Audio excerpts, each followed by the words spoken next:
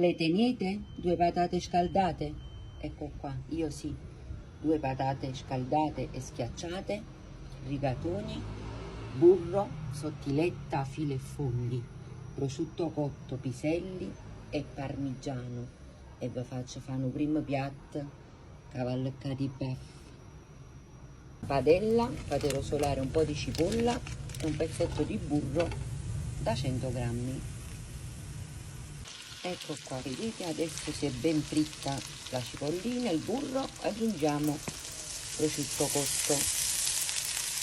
Nel frattempo mettetevi pure la pentola con acqua e sale. Friggere il prosciutto, cipolla e burro e adesso aggiungiamo i piselli. Un po' di pepe che vi piace. Adesso aggiungete un pizzichino di sale. Facciamo cuocere tutto finché i piselli non sono morbidi. Ecco, l'acqua bolle e io ci butto i rigatoni. Se la pasta è pronta, io la prendo direttamente dall'acqua di cottura, lo butto nei piselli e prosciutto.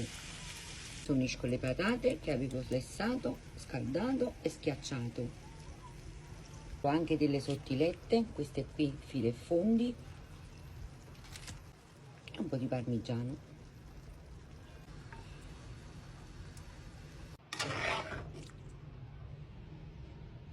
Ecco qua, guardate qua, che squisitezza, una bontà. Assaggiamo.